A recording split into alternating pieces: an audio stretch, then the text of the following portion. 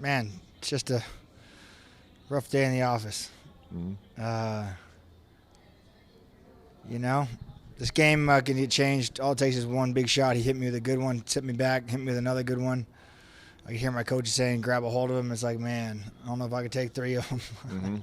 So, yeah, the kid came hungry, ready, you know. No excuses on my end. I was ready.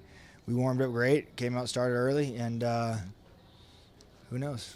Physically. It's time for Donald Cerrone to retire, man.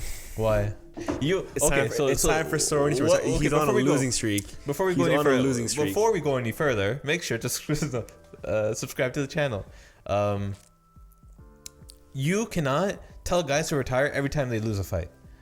I've been saying this for the past maybe 4 fights of his now. He just keeps losing. He can't keep fighting. This is not safe. Why not? What do you mean it's not safe? We saw in that Conor fight. You? Who am I? Who are you to tell him? Who are you to tell him? I'm an MMA I'm not fan. telling him anything. I'm an MMA analyst. Podcast analyst. Okay, put the label at the bottom label of the right screen. there. But listen, man, we saw in that Conor fight with those shoulder strikes and the head kick. Okay. Basically done. He fought he fought yesterday. This guy, he can't stand up with these guys. And even then, if he wants to fight the top 5 guys in lightweight, he's not gonna survive. At this point, he's a stepping stone. Is what he is. Like, he was gonna fight what's his name? It was Sanchez, right? But then he was cut from the UFC. So I think it's time to ride off to the sunset. No, for Donald Cerrone. You can't keep writing off these guys and letting them like telling them to retire just because they lose some fights. First of all, he's been losing. First of all, like the amount of damage that these guys have done to their bodies and their brains and stuff like that is maybe that's what you're alluding to, right? If he keeps going on, he gets more damage. It's already done, the damage. He's already like he's fought more than he's ever will in the future, right? So he's already near the end of the career. Now, so why keep fighting then? Because big reason. I'll tell you why, but go ahead. Well, keep going. Yeah, what were you gonna say? Listen. He's a prideful guy, right? He's a sick fighter, true Hall of Famer of the sport, right? Legend of the sport. Most wins in UFC, I believe. Yeah, right. Okay, if he's fighting, man, he's all he's gonna do is taint his legacy, taint his record, and right now, for like a lack of a better term, bro, he is cannon fodder. Is what he is. I feel bad for saying it, but it's the truth. He's just being used as a big stepping stone. That's it. Who has some name value. Okay, so big reason why. You're a sick fighter, though. Please don't hate me. Donald Cerrone, he's not watching this. He might, though. He might, honestly. Donald Cerrone, for most of his career, especially the last, previous to these recent losses, he was always a guy that was ready to fight at any time, right? He would take fights with very, very short notice. He would fight these guys that didn't necessarily deserve to fight him, and fights that you would expect him to lose, right? He never shied away from a challenge. He always did whatever the company essentially wanted from him. So if somebody dropped out, Donald Cerrone. There's a main event that's happening that no longer it got canceled. Donald Cerrone, right? It's always been that sentiment. Now, even though he was on the company's good side, he was never the highest paid athlete, right, on the roster. There was always somebody that got paid more than him, that wasn't necessarily as skilled, but was doing things in a different way, where they would pick their matchups, where they would strategically approach their fighting career, as opposed to just taking whatever the UFC wants them to do, right? Because the UFC would at any time call him and be like, they already know what he's going to say. They already know his answer. It's yes. They just had to tell him what to do. Now, there was a lot of stuff in the media where they're like, that's not good for him and not as good for his career, but he's a grown man, right? Yeah.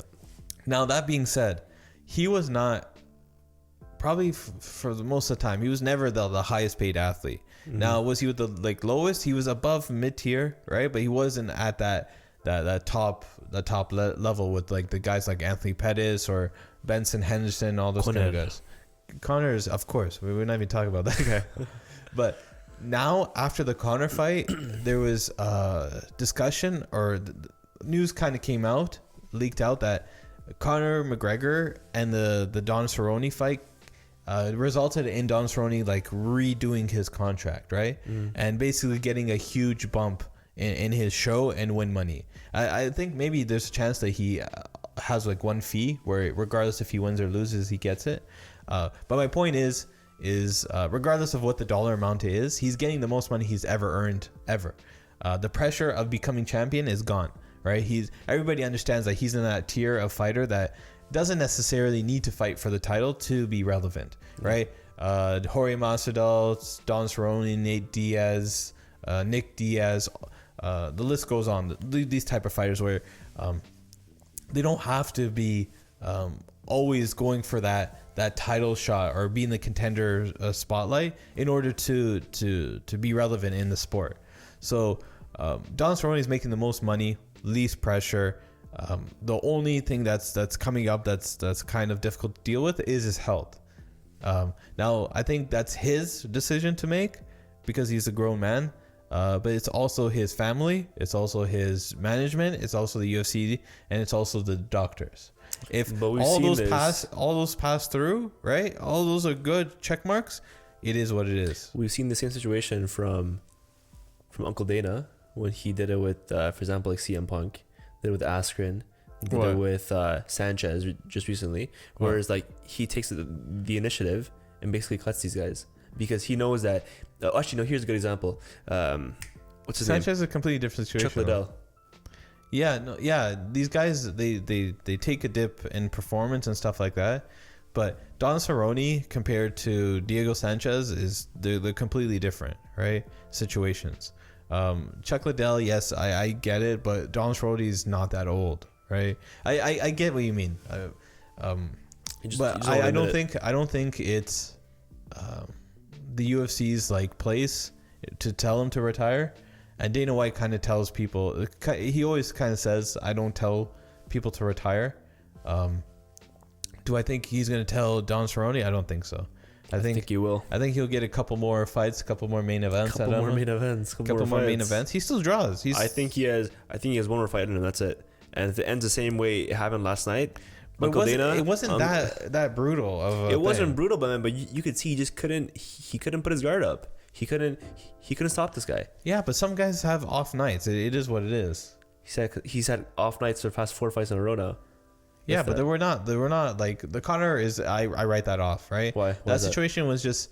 It was just so much, right? And Don Cerrone in the past has had trouble being a quick starter when it comes to fighting. Yeah. He's always been better when the fight goes on for longer. Against Jorge Masvidal? No, who did he? Was it Gaethje? Yeah, Gaethje. That's Justin Gaethje. Like, what do you expect? Who's the guy that cut him? And the fight stopped. What fight was that?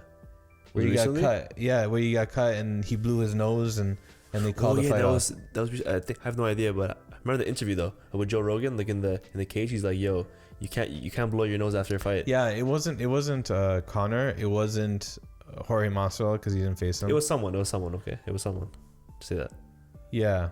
I'm trying to remember. Anyways, yeah. So I don't even know where the point was, but let's just see what happens.